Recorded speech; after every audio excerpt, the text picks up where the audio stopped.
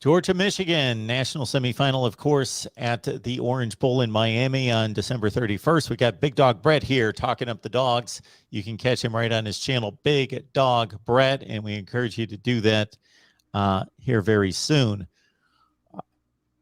It's kind of difficult, at least for me, to gauge based on what I've heard out of Kirby Smart, going all the way back to when JT Daniels started to have injury issues against Vanderbilt. And then he missed 6 weeks, and then he came back for a couple of games and hasn't played the last 2 games. Where he really stands from a physical standpoint and whether he is truly an option or Kirby Smart doesn't have any options and he's got to go with Stetson Bennett. Being a Georgia fan versus being somebody on the outside looking in, I think we're all equally confused. A lot of us look back at last season and we see how there was a comparison between Stetson Bennett's style of play and the way the team performed once JT Daniels came into play. Granted, it seems like JT, looking at the schedule, didn't play the most difficult opponents, but the team certainly looked like it ran better under JT Daniels.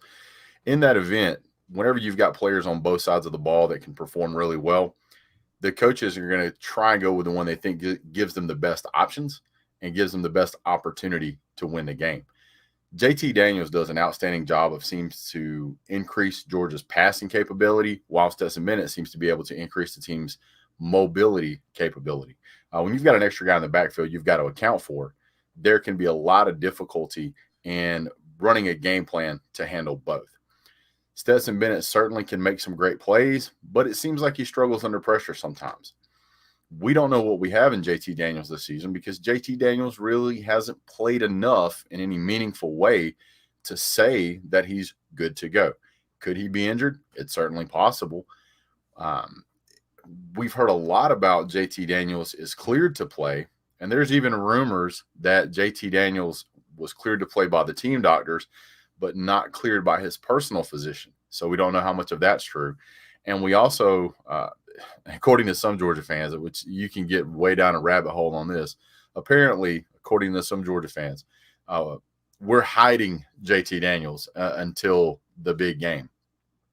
So you can hear all manner of things, but the truth of the matter is that it seems like this may be something that could bite Kirby Smart in the behind. He already had a figurative black eye from the Jake Fromm, Justin Fields situation, we'll call it. Then now you have a Stetson Bennett who was third string even in the spring game. And then JT Daniels started and won the game against Clemson. And now somehow the second string player, which was Carson Beck, he's no longer the backup guy. He's the third string or fourth string guy. We're not sure. So the quarterback situation looks to be almost as much of a carousel as the coaching carousel right now. Georgia fans just don't know. So unfortunately, there's the fan base is divided on whether it's Stetson Bennett or JT Daniels. A lot of people want JT Daniels. A lot of people are all about supporting the current quarterback, Stetson Bennett. So it's really a house divided at this point. So, Brett, when we look at the performance against Alabama, you called it a bad performance. And I don't think there's any question about that this Georgia team can play better than that. How much do you attribute it, though, to just an off day versus showing you some areas to be concerned about going into a college football playoff situation? Maybe a defensive front that wasn't as dominant against an Alabama offensive line that struggled against the likes of LSU and Auburn recently. That comes to mind. Of course, the secondary got torched at times. Some units that has consistently, especially the defensive front, played outstanding the entire year, not performing in the SEC championship game. And again, concerns versus off game. I think both can be true. I think it can both be true. I think with the coaching staff that you have at Alabama, and you have to consider that whenever they've had to win a big game, and I'll say Ole Miss, for example, they had a great game plan against Ole Miss. They did a great job against Ole Miss. Maybe they weren't as concerned against Auburn. maybe they kind of got, for lack of a better way of saying it, surprised by Auburn, and then they kind of had to play catch up. But they did a great job. I honestly feel like without Bryce Young, they wouldn't have won that game. He played phenomenal. So I think Georgia went up 10-0, maybe got a little overconfident at one point, and then kind of got punched in the mouth. And then Alabama just continued to roll. You add into the equation that Stetson Bennett made some bad choices and some bad decisions. You add in some bad choices and decisions by some defensive players who blew assignments or blew coverages, and those things kind of culminated. And it was really a circus of errors at some point. But hats off to Alabama. Whether Georgia was making mistakes or not, they were playing 100%. And it certainly seemed like, especially after reviewing tape, Georgia's defense was not playing with the same level of intensity and physicality that we had seen previously. Now, when I say physicality and intensity, I'm not just talking about performing physical blocks. I'm talking about watching linebackers that would run from the weak side all the way across the field to run down a running back, especially an injured running back like Brian Robinson, who had a great night even though he was injured. They were able to run down some elite running backs this season, and because you saw the effort. But it really seemed like in this game we really didn't see that effort. Does that mean that's why Alabama won? Certainly that's not the only reason. But there's multiple reasons why Alabama won that game. And a big one is sometimes it just really seemed like Georgia either thought they were owed that game or didn't put up the best performance. And then there was other times when Alabama was just punching us in the mouth. So you put those two together, it's just a recipe for disaster.